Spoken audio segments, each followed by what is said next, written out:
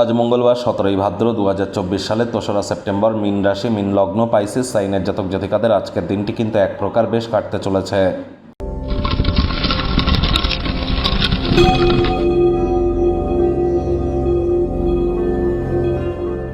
ভিডিওটির শুরুতেই স্ক্রিনে আপনারা দেখতে পাচ্ছেন মঙ্গল গ্রহের বীজ মন্ত্র ওম ক্রাং ক্রিং ক্রং সব হোমায় নমঃ। এটি সূর্যের আলো থাকাকালীন 108 বার জপ করুন। লাল রঙের বস্ত্র পরিধান করুন। নিরামিষ খাদ্য খাবার খান।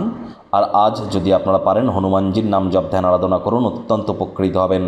যারা IT sector, real estate, army, police, defence, automobile industry, pharmaceutical industry, sports, খেলাধুলোর জগৎ, নেটওয়ার্কিং মার্কেটিংয়ের কাজ করেন, তাদের জন্য কিন্তু মঙ্গলের মজবুতি অত্যাবশ্যক। আবার একজন মহিলার চাটে এই মঙ্গলই কিন্তু তার স্বামী।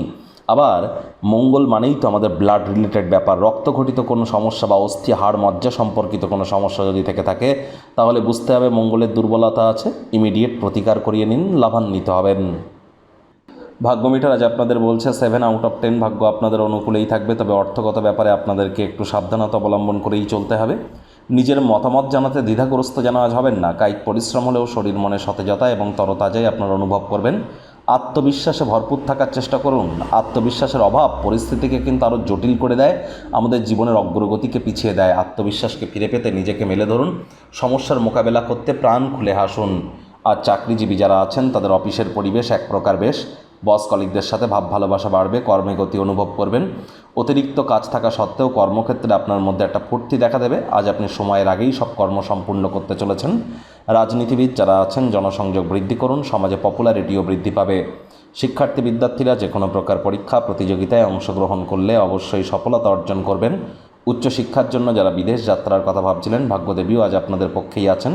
সন্তান সন্ততি থেকে থাকলে তারাও তাদের কৃতিত্বের দ্বারা আপনাদেরকে গর্বিত অনুভব করাবে। তবে অর্থ সংক্রান্ত সমস্যার কারণে টেনশন একটু থাকতে পারে। আজ হাউস ওয়াইফ যারা আছেন গৃহের কর্ম সম্পূর্ণ করবার পর নিজের জন্য পর্যাপ্ত পরিমাণে সময়ের সুযোগ পেয়ে যাবেন। সময়ের সুযোগের সদ্ব্যবহার করুন। সময়ের কাজ সময়ের আগে শেষ করার চেষ্টা করুন।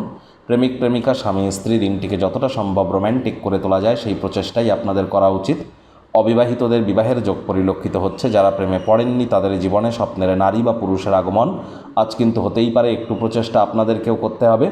শত্রুপক্ষ বিরোধী পক্ষ আজ কিন্তু খুব একটি শক্তিশালী থাকছে না। পরিবার পরিজন নিকটের স্থানীয় ব্যক্তিবর্গদের উপরে জোর করে নিজের মতামতকে জাহির যেন করতে যাবেন না। ছোটোখাটো ব্যাপারে অন্যের বিষয়ে ভুল ত্রুটি ধরার স্বভাব থাকলে ত্যাগ করুন, তা না হলে সম্পর্কের অবনতি কিন্তু হতেই পারে।